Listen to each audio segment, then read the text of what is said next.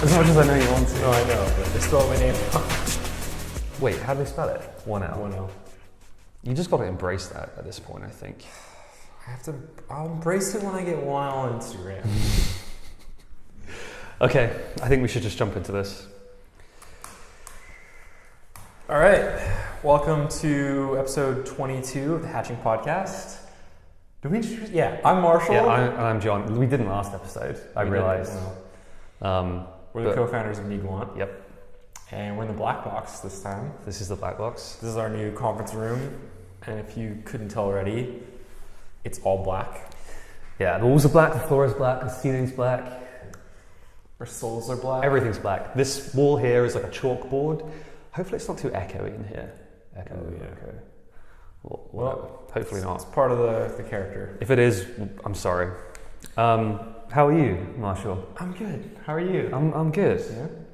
I'm good. Good. So, it hasn't been a while. For the first time in a year. It's 2 months. I know. Since the last one. I know. So, maybe this will be shorter than normal. We just have a list of stuff that we're going to go through and updates on the company and what we're working on. Some listener questions too. I think it will be interesting. After listening to all this stuff, I think it will be cool. Yeah. Good episode. Hopefully we'll stick with this kind of theme of just like shorter, more often, here's what's going on now as it's happening kind of thing. Yeah. So big update for you personally before we dive into business stuff. You're buying a house, right? An apartment, yeah. I am. Pretty exciting. I am excited, yeah. It hasn't happened yet. Where I'm at right now is I've put the offer in, they've accepted the offer, and now it's like, you know, that period of time where you have to send a load of documents over and do all that stuff. But yeah, hopefully at the end of the month it should happen. Cool. It's downtown St. Louis, like 2 blocks from the office, which will be nice. Old commute's gonna move from 2 rides up the elevator to 2 2 blocks down the road. I'm gonna ride my bike in, I think. I think that's gonna be my thing. I'm gonna just be a bike guy. Ride my bike in. Question, do you put on your helmet or is it not far enough? Not far enough. Yeah. There's gonna be like... I'd be the same, yeah. It's just like, I know I probably should, but I have health insurance and... I have life insurance now, which we're going to get to in a little bit. But yeah, buying an apartment. In other news, though, you got married. Congratulations! Thank you. Show the ring, maybe. I guess people always want to see the woman's ring. I got one too. You made some interesting comment, which was when you were shopping for that, you saw it and you thought that would be a Pele ring. If Pele made a ring, it would look like that. So it's like 100%. Super minimal, super thin, branding free. Made of tungsten. Yeah, interesting material. Yeah. I don't really know much about tungsten, but they told me it was really hard. Sounds cool. So I was like, I'll take that. How was the wedding, Marshall? It was a blast. Yeah. You were actually there. I mean, best man. Yeah, I was there. Yeah, it was a really good time. I don't remember how much we talked about in the last one. We actually had it in the building. I think last time we talked about it, we bought the building in November, and the 2 like ground floor retail spaces are empty, and one side is actually like this beautiful historic. I think it was made in like 1928. It used to be a piano storefront, so it's like really elegant. There's like, I don't know. We'll just have to. There's pictures. You just got the pictures back, so we should include some of those in the podcast, I think. But it was a blast. It was really fun. Everybody got to stay in the building or like around here. I underestimated how much fun that day would be. Our friend Grant actually said that to me. He's like, I underestimated how much fun, like leading up to it, I was just stressing, like almost went to the courthouse. His words, not mine. And just, was like stressing out about it, but it actually all came together. And that was just his advice, like 2 weeks before the wedding. Totally true. Like the day of, I didn't have to do anything. I just had to show up different places for photos and everything. Just had a blast. I think you were more stressed out that day than I was. I was very stressed out that day actually because of the speech situation. But yeah, it was good. It was really good. I'm glad you liked it. Can we put it in the podcast? Not the whole thing, no. I think there is a funny bit at the end though where you know that scene in The Simpsons where I think it's Bart is watching, this might be an obscure reference, but Bart is watching this clip of I think one of Lisa's friends who gave her a Valentine's card, and he pauses it and he just like, he says something like, you can pinpoint the moment where his heart actually breaks in two. If you watch that video, you can pinpoint the moment when I finished that just like, this huge weight is just like lifted from my shoulders, and I'm just like, it's over, I'm so happy it's over. Because I was stressed about it for weeks before. Yeah. But yep. Yeah, glad it's over. So any other surprises other than the fact that you thoroughly enjoyed the wedding day? Anything else really stand out? Just things you didn't expect? Like, we had a really small wedding. Small by like wedding standards now. Weddings are insane. That whole world blows my mind left and right. Like, I mean, this is getting off track, but you know, it's like you're looking for a caterer, like, oh cool, here's our pricing. And then they find out it's for a wedding, like, oh, like, let me get out that book of pricing. So is that like the sort of crazy bride tax? Is that why that is? Like, it's usually harder to work with than... I think it's like, what's the word? Shameless, just like, oh, we know you're going to spend a lot of money because it's a wedding, so we have different pricing. Yeah. And they can get away with it. Fair enough. They can get away with it? Yeah, like... We charge the most we can when possible, so whatever. But but day of it was 50 people, and it was roughly probably like 25 each side, like hers and mine, maybe slightly more on my side. I don't know, but I was shocked at like I got like 5 minutes with each person. Yeah, you know, it's like you really think about it, like the reception's so many hours long. You're obviously like hanging out with like the bridal party for the majority of it. Like, you know, all these people flew in, had like a 5-minute conversation with them, which was really weird for me. Like, I didn't really think about that going into it. It was just after the fact. It was like, yeah, like my couple buddies, like I saw for like 5 minutes. You know, they came in from Texas. But nature of weddings, I guess. Yeah, it was fun though. It was a really good time. Yeah. You want to talk about how much it cost? Sure. Yeah. I think it might. Like, I know it might make you a bit like. I think it's really interesting. Stings. Yeah, I think it's any amount stings because it's like 5 hours. Yeah. I actually don't know the exact cost because it's like come in so many ways. Sure. But around $10,000. Okay. And I think we actually did it pretty cheap because we didn't have to pay for the rental space. Like we had that space, and I think that would have been the biggest cost after catering. Yeah, catering. Excuse me. Would probably be most. Then photography. And in catering, including like rentals of chairs and all that kind of stuff. We bought our suits, got them tailored. I was like $500 each, which I'm including my suit, not even yours. Yeah. And then just like tons of miscellaneous, like flowers and greenery, and I don't know. One side of me thinks it might have been more expensive, or actually cheaper, like renting a place, because there's all these things that like. Because it's not a proper event space that we had to pay for, and you know, candles and little knickknacks. So I don't know. Yeah, roughly $10,000 for 50 people. Cool. Yeah. I just realized on here that the best man gift is a talking point. Oh yeah. Just go over that real quick. Yeah. I got Marshall best man gift, which I was very proud of. So basically, there's this. I don't even really know where to start with this whole thing. I guess I should start.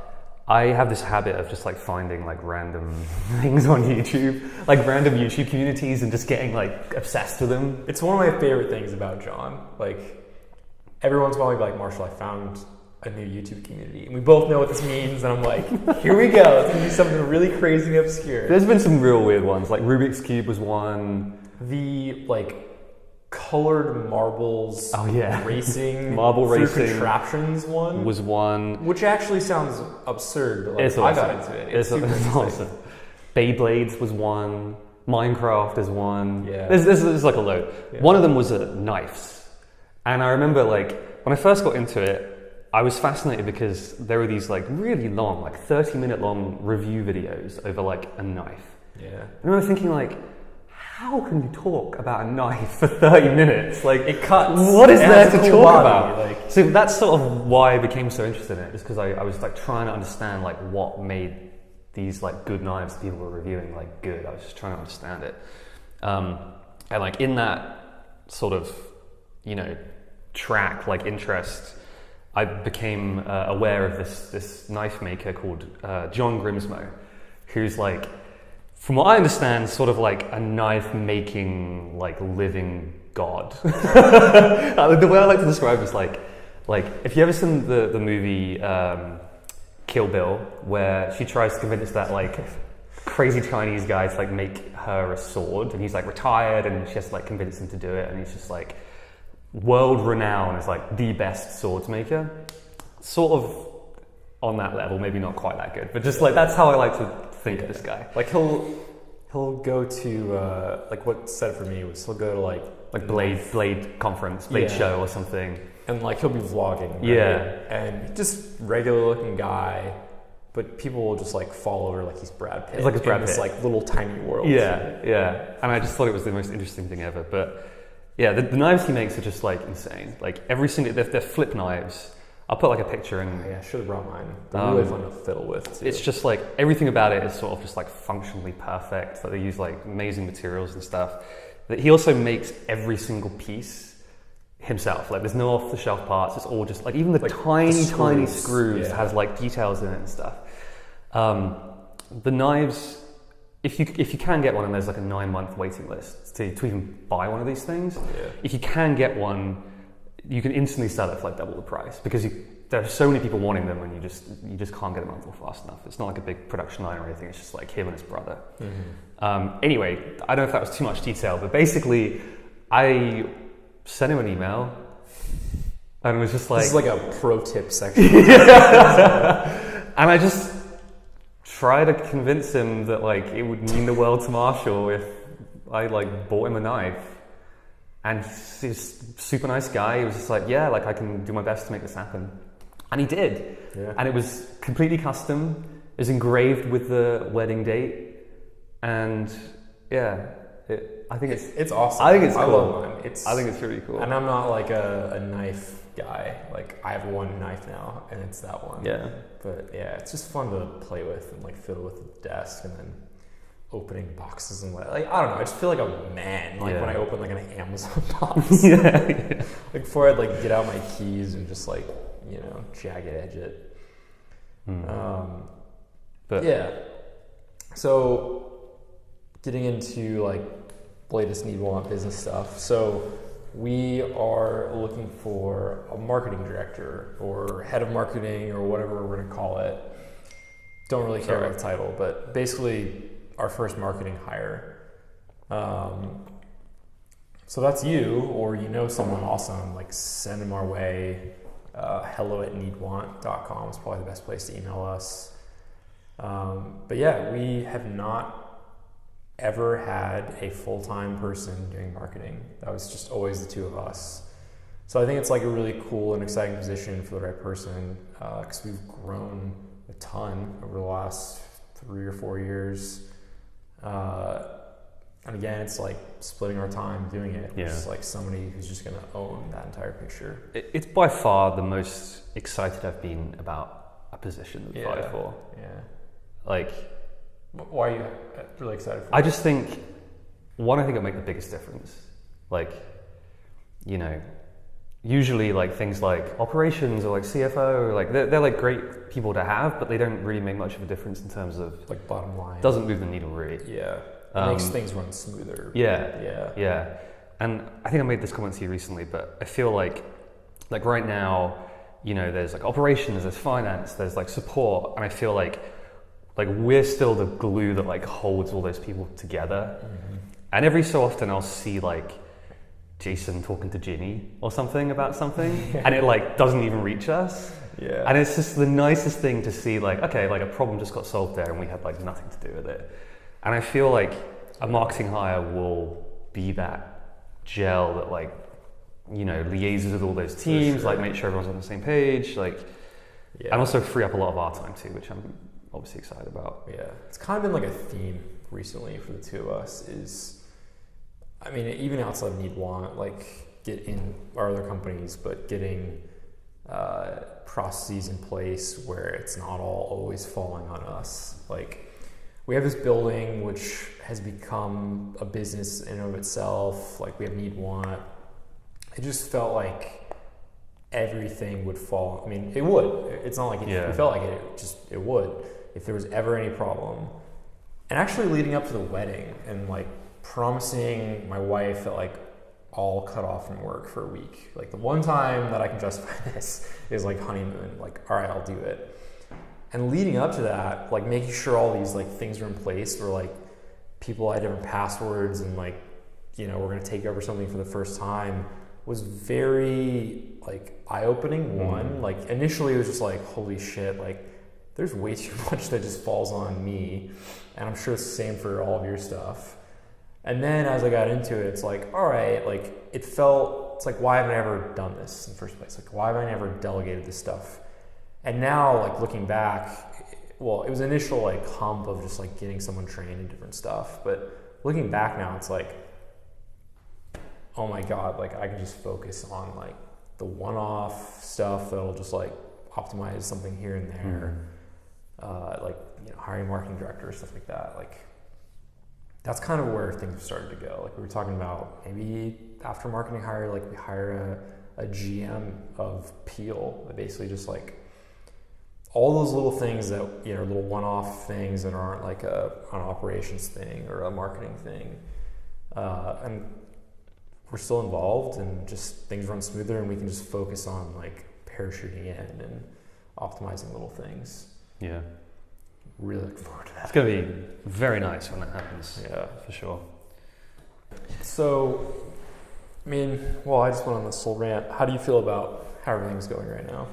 I feel really good about everything's going right now. I'm very excited about the new products that PL is going to be releasing. I think that they're going to make a huge difference. Speaking of which, I have one of the prototypes right here behind me.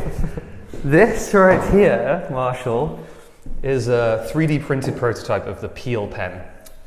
Would you like me to talk you through its features? I don't know how well you're going to be able to see this. So maybe I've seen this, but it's so cool to so demonstrate. There's two separate pieces here. There's this part, which is the pen, which is going to look like it. I know it doesn't look good right now, but just imagine this looks like a perfect This is everybody listening on the audio. It's a 3D printed copy, so it's like super low, super rough, and you also probably can't see because the camera's really far away. But it's just going to be like very minimal, very sleek, like no lines or anything when it's shut. When you open it, this top part is magnetized, and it's also the grips here. You almost definitely can't see this. Engage with the threading in the lid, so when you put the lid on like this, the magnet will pull it in and it will twist and go like that. So cool. The nice thing about that is when you're just sort of like playing with your pen, when you're like absent-mindedly like doing something else or like, you know, reading an email or on the phone or something, you can just push this with your thumb and every time it will slick back around like that, like just like that. Like with that sound effect. This is additional accessory that we might bundle with it or we might sell separately. Yeah, still super early. And half of it's going to be like a nice kind of like wood on the top, and this part's going to be like aluminium, something like that. This is going to be aluminium too. When the pen is in there like this, first of all, it'll be magnetized, so like that. And also, it's going to have this cool weeble wobble effect. So again, this is a 3D printed prototype, so it's not like balanced out or anything. But yeah, so it's on your desk. You can just like absent-mindedly. I just knocked it over completely. But in theory, it won't fall over. It will just be one of those like punching bag kind of things. The idea is like the actual pen, like the two, it's really heavy. It's gonna be all aluminum. The two ends are just like perfectly rounded. The cap goes on seamlessly, so there's like almost no seam line, and it's just like this perfect shape. And then, like, it's a great pen. We have I forget the name. It writes too. It writes. It works as a pen. But it's also just, like, got some of these really cool, just, like, fidget functionalities I'm really excited about. Like, that bit, and then just, like, the weeble wobble, just, like, you know, tapping on your desk. It's so cool how the grip is of the also pen the also grease. acts as something to engage the threading in the lid. Mm-hmm. I think that's so cool. Yeah. And it just feels so nice to play with. Yeah. This is like our first like really big, just like work for an industrial design firm, like from the ground up, from scratch, like just go to town with a new product. So we're really excited about this. Like this among like 4 other products has been going for a while. And this is probably the first one we're gonna launch. Yeah.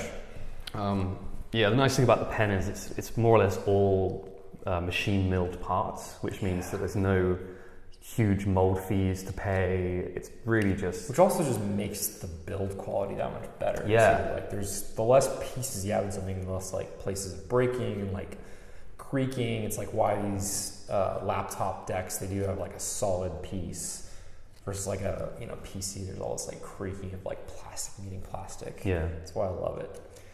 We're going to do a notebook too that should come out at the same time, which should be a very nice notebook. Yeah, TBD on that one, but to answer your question, Marshall, I sort of glossed over it a little bit. I feel very good about how everything's going right now. We had this moment like leading up to the wedding where like even just life in general was really hectic, but like need want business stuff was also kind of crazy. And I think you were like, is this the new normal? And we were both kind of like, in a good way, like it's awesome, I really love everything that's going on, but like things were just going crazy. It just felt like every day it was like, oh, okay, like today's gonna be crazy, and like, oh, like coming up this weekend, we're like going somewhere or doing some crazy thing, and it just felt like never ending. Like I don't know. Big deals, whatever. I feel now like coming off of the honeymoon, coming back, also like what I mentioned earlier, just leading up to everything, kind of having to delegate some different things and just like getting way more focused and prioritizing. Like I don't feel that way anymore. I feel just like I went to a coffee shop today, was there for like 4 hours, basically got everything done that I needed to get done today. And like we're recording this podcast, and like I'll go home tonight feeling a bunch of emails in my inbox, but besides that, feeling like got everything done. Like it's been a long time since I felt like I got everything done that was on my list for the day. It's just going to get better too. As soon as we hire this marketing person, I think it's just going to get so much better for both of us. Yeah. Which I think will mean we'll have more time to do things like post on the blog more often and record more podcasts more regularly, and just spend more time doing stuff that we think will make a big difference. That's actually something that's not on the list, but we've been talking about writing or creating some kind of course on making physical products with a small team or not a lot of money. Basically like making products with not a lot of resources. Like you're 2 guys or 1 guy just trying to dream up an idea and bring it to market. So if that's someone like you, if there's anything like we haven't really ever touched on, that like you're dying to know, you feel like there isn't a lot of good information out there, email us. Like we want to know just kind of like everything you feel like you would be stuck on, and we want to talk about that, or at least include that in the course. I think it will be cool. Like it's going to be for people who want to do something, want to start a business, want to have a product, but like don't really know like where to start, like what to do, like the steps to take. So I think it will be really valuable. I think that will be an interesting experience for us, like putting all that together, like for sure.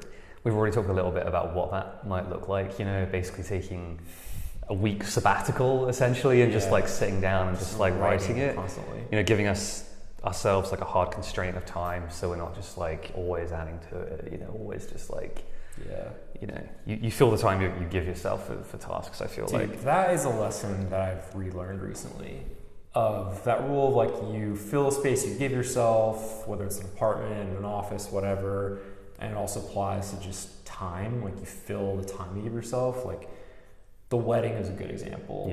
We had a really short engagement, and I think it was pretty hectic and crazy, and like it took 3 months that we were engaged to plan the wedding. And honestly, if we were engaged for 9 months, I think it would have just been 9 months of like hell planning same wedding. And while like there's some give there, like totally see that like that rule.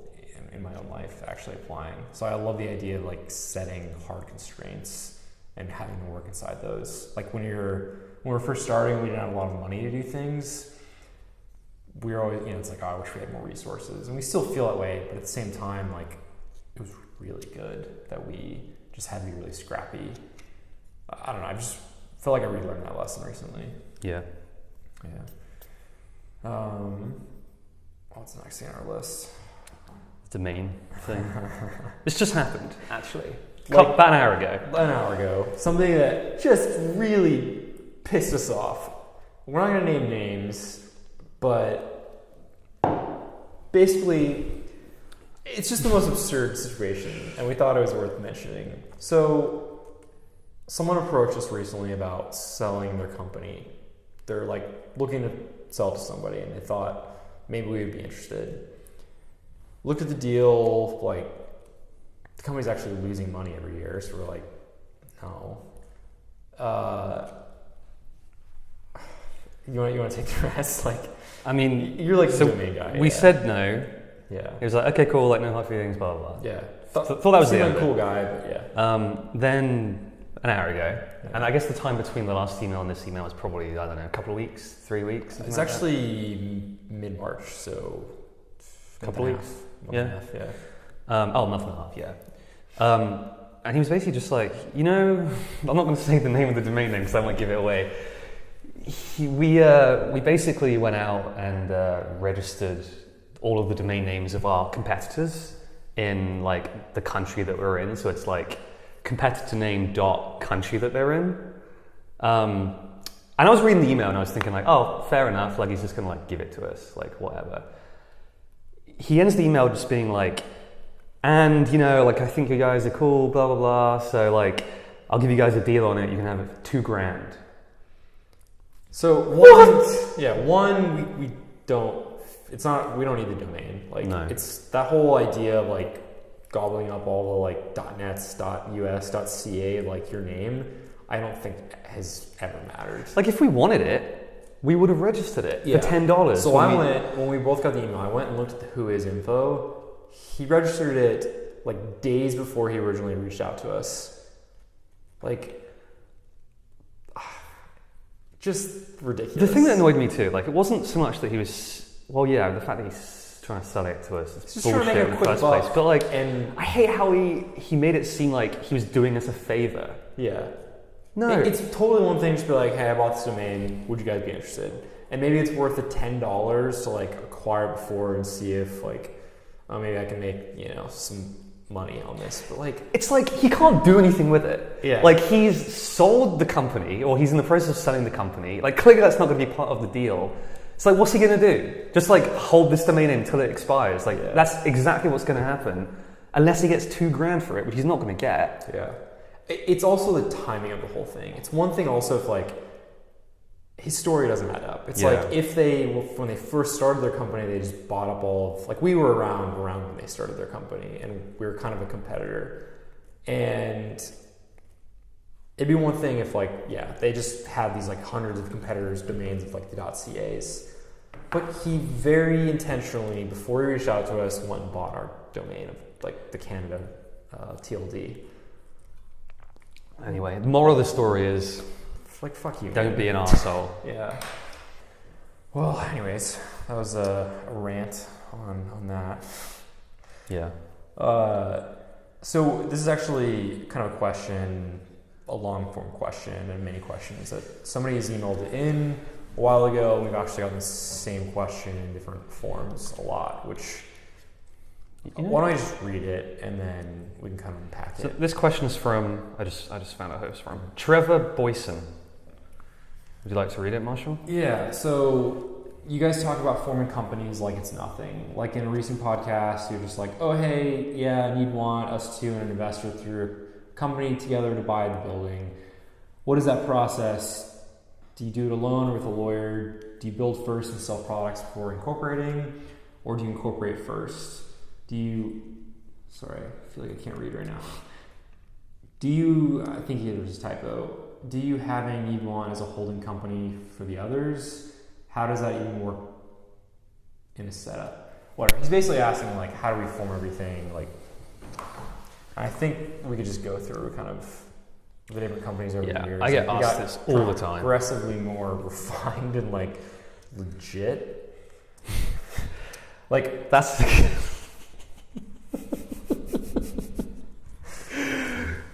I'm just laughing because like I think it's funny how like not legit we used to be in terms of just like how we would operate. Yeah. And like I forget how it came out. We were talking about moving some of the stuff from the old office yesterday. And we were talking about one of the old binders we have there that we used to get from LegalZoom every time we'd incorporate a company. And I think you made some comment about it, like one of these old companies, and I was like, oh yeah, like I bet we have like outstanding like fines and stuff and all those old LLCs like that we don't touch anymore. Like we were in Nevada because we used to be in California. Yeah, like we haven't filed our yearly, director's charts or whatever. I don't even know what it is. Yeah. Anyway, so do you want to go over how everything's set up from a high level? Yeah, and then we can kind of back up and talk about like how we got more like legitimate over the years and kind of the thinking behind it all. So as of now, and for the last couple of years, NeedWant is a corporation formed in Delaware. It's where majority of the world's corporations in the US at least are formed. And I think it's because they have really favorable rights for corporations and tax reasons. It's like just the default. If you go to any lawyer, they're just going to default there. And then each of our brands or companies in NeedWant is an LLC, so a limited liability company that NeedWant Incorporated owns 100% of. So we have Peel, which I think is Peel Accessories LLC, which NeedWant is 100% owner of. It's the only shareholder. Smart Betting LLC, and then all the other old ones that we've either sold or inactive or whatever. But that's the general idea, is just 100% ownership. And we did it that way just in case if we ever wanted to like spin one of those out, it's already kind of like a legal entity and would have some bookkeeping and some history and all that stuff to it. You want to talk about how we, before we did NeedWant Incorporated, so we were just Smart Betting was the first one, right? Yeah. Have we updated our Google Apps account yet? I think I finally found the setting to change that. For the longest time, our Google Apps account was actually called Connected Betting. Yeah. Which used to be, it was one of those problems that was like, it didn't really matter. Not at all. But it would like keep me up at night. Like it would just be so annoying. Like you see it basically like in the URL bar where like if you go to log into like our company Gmail account or like our calendar or like to add a new employee, which happens like once on Blue Moon. It just would make me so like, mad. Like admin.google.com/connectedbetting.com/. And it's just like this cringeworthy like history piece that doesn't make any sense. It wasn't even called Connected Betting anymore. Yeah. That's actually 2 names ago. It's called Primary now. Yeah. Anyway, but that's fixed now. Yeah. So that was the company that was formed in, I think, Nevada, because we were more or less based in California. Yeah. So at the time, I don't know if you finished that thought or not. It just popped into my head. But at the time, like Peel wasn't even a company. Like I was just running that through my checking account for the first year at least. It was formed when we actually like acquired it from you, right? Yeah. So we did all these with just like LegalZoom. I think it was $200 plus the filing fee, or depending on the state.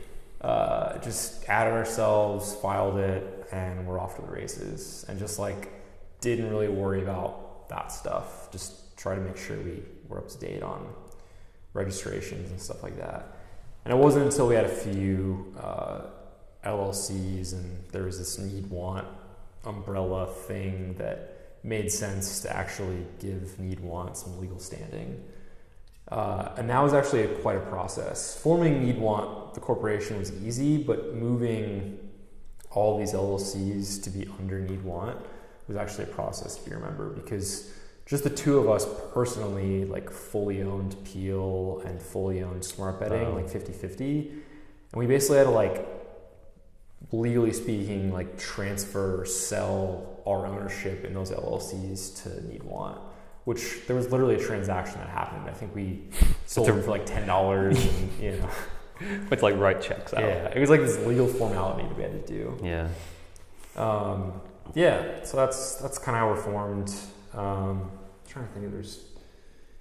Yeah, I guess to touch more on that, like, it was always LegalZoom, and then now we'll use a lawyer every time. And when we did, like, the incorporation for Need Want. I think the takeaway, though, honestly, is like I feel like a lot of people get so hung up on like, hey, I want to like start a business. Like, okay, like, how do I register, you know, a company? And it's just like, it becomes so overwhelming. And I feel like that's like a sticking point for a lot of people. Totally. But like, you don't need to do that. Dude, honestly, like,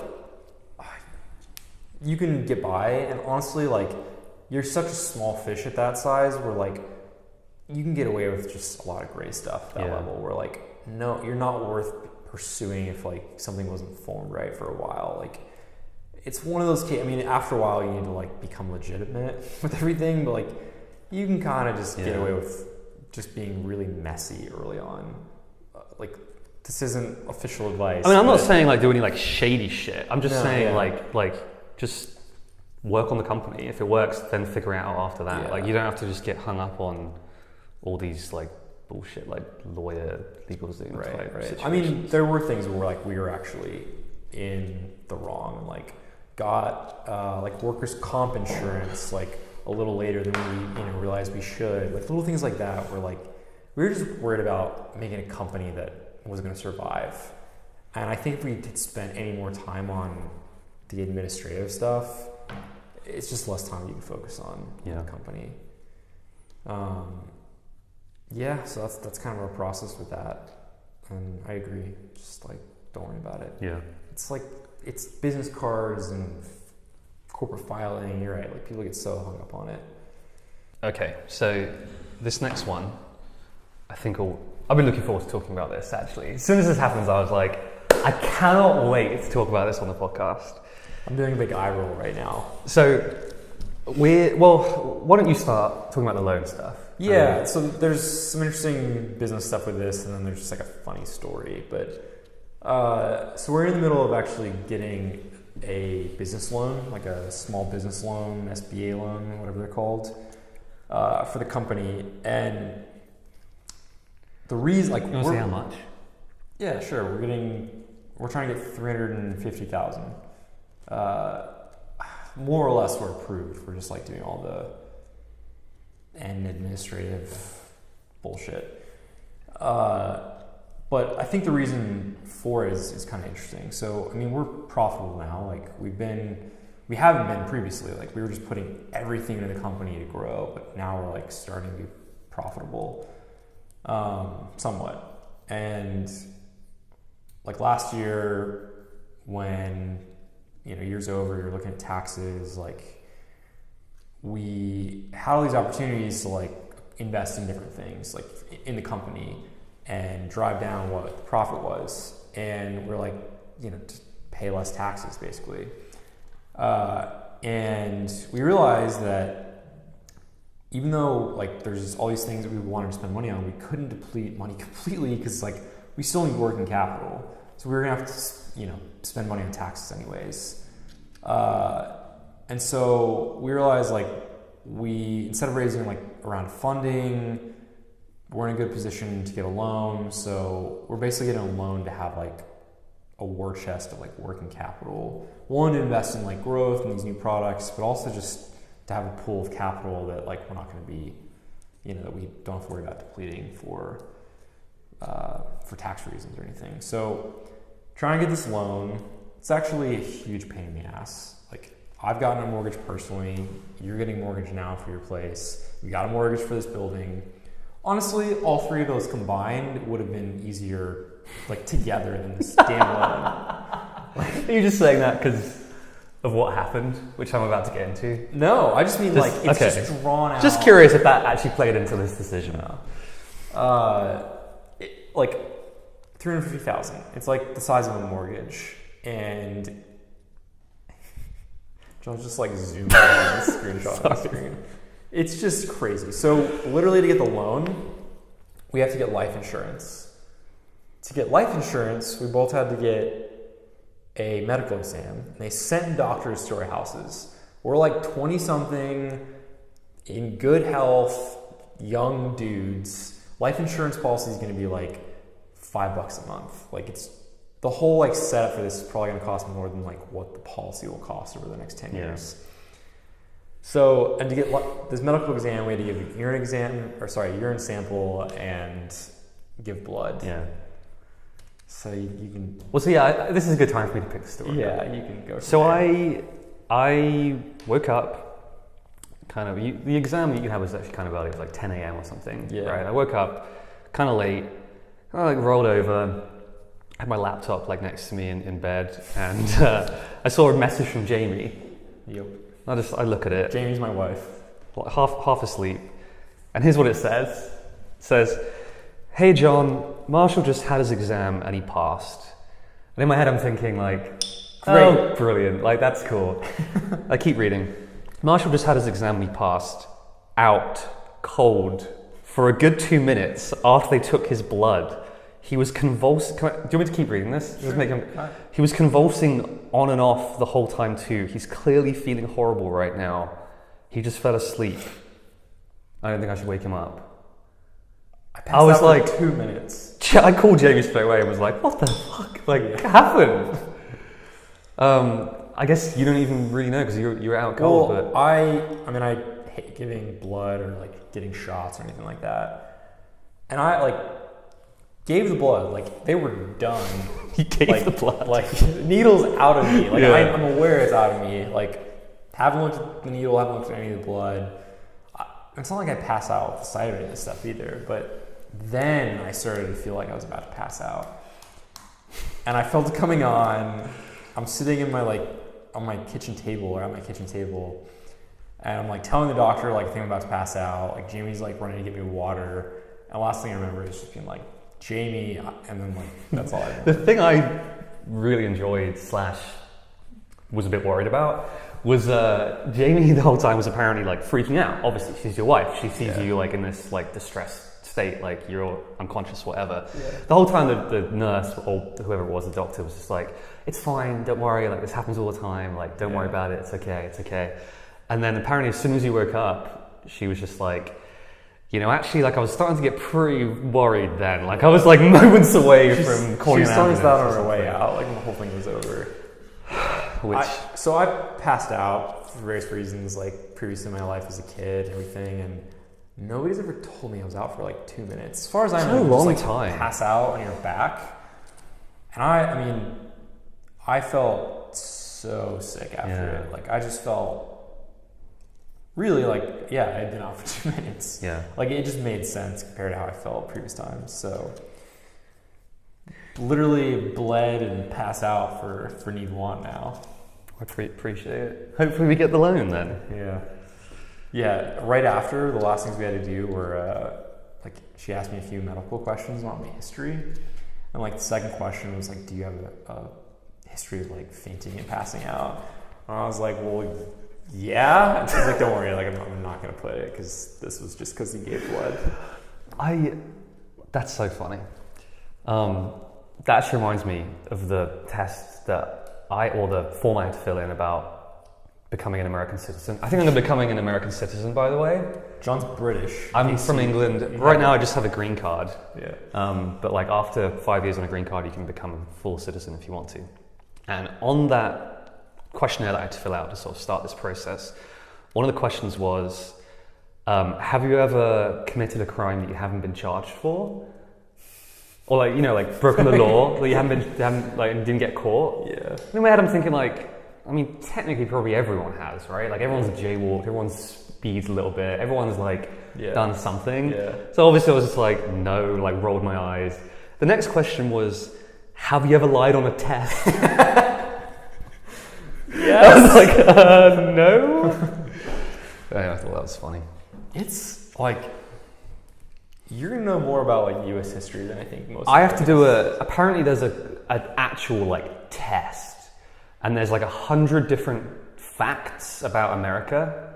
I think it's stuff like, who was the like 7th president? Who, you know, I mean, I don't know, but just like miscellaneous facts. Yeah. And I think they pick 10 questions out of that 100, like at random, and I'll just have to know them. Do you have to get 7 correct out of 10? Or all Dude, 10? I don't know. I'll let you know if and when all that goes down. Well, what happens if you fail? I asked that. Yeah. That was the first thing I asked. Do you like get your green card revoked? You and, can. like, see I it? think you can just retake it, and it might cost a little bit of gets money. taken away from you as far as what you already have. Don't- right? Hopefully not. Hopefully not. Well, there's just never a podcast ever again. Yeah. John's like Skyped in. You're like, the elephant in the room is John's no longer here. Anyway, Yeah. do we have time? Yeah, I think we have time to talk about this next thing quickly. Safe update. Like the metal safe. The safe that we talked about in the last podcast. Quick recap: we found a safe in the basement. Suspected drug dealer used to own it.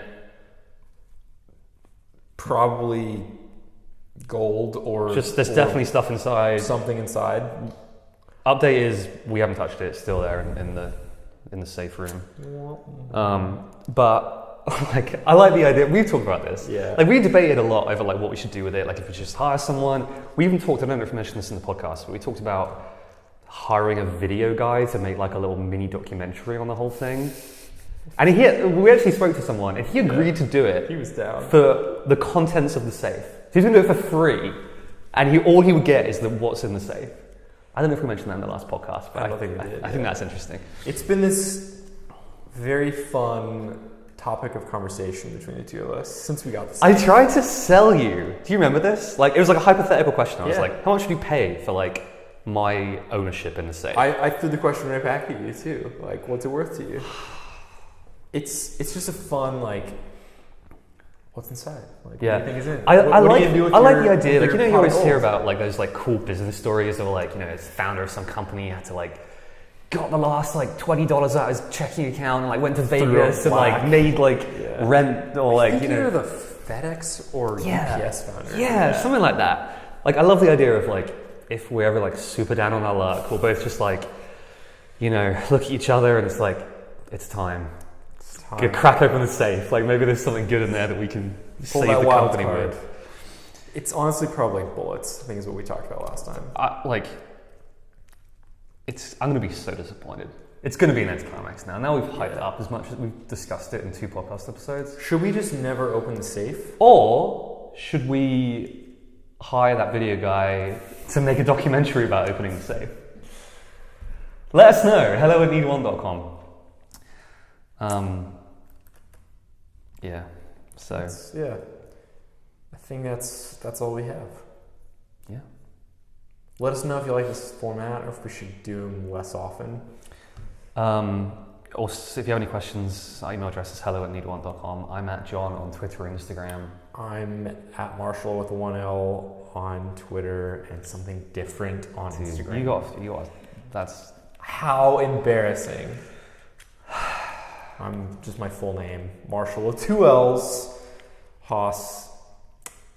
How long did that take just to give everyone your social media handles? A while. Like, I mean, we just spent the last 5 minutes of me rattling this off. If you're somebody with something that might work for my name and it's short, please get in touch. I'll pay for it.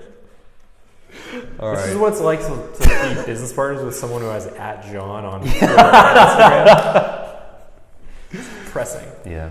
Okay. Bye. If you're a marketing guy, get in touch. or you know a marketing guy, helloneedwant.com. get in touch.